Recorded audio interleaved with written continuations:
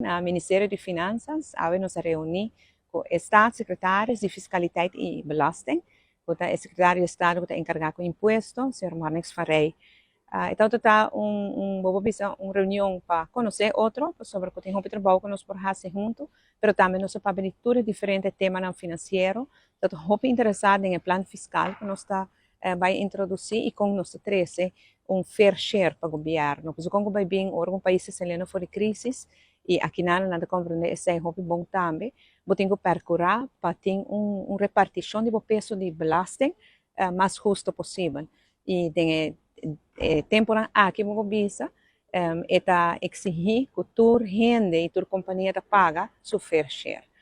Nosso papel de plano que o sector e caminhando no setor hoteleiro, especialmente no plano aqui não e com o caminho aumento de tarifa a permitir não senhora para baixar a tarifa não para toda gente que trabalha belasting de salário belasting de companhia não também está baixa sono de ganagem belasting de ganagem está baixa de 25 para 22%, etc. Nosso papel também de tema de BBO aumento de BBO nosso papel também de tema em geral de supervisão financeira de surplus também tá mira quando nós logra surplus e nós quer claro que nosso presupuesto acaba algo que na Holanda na nota sinaleu então um hobby bom reunião nós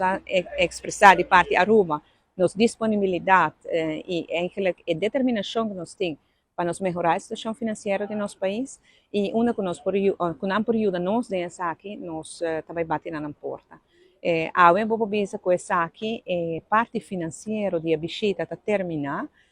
coisa que nós visitar praticamente toda instância financeira e fiscal que nós ministério para ajudar nós para poder exercer bom manejo financeiro na Aruba e me também atrás de uma reunião somente frutífera, somente positiva.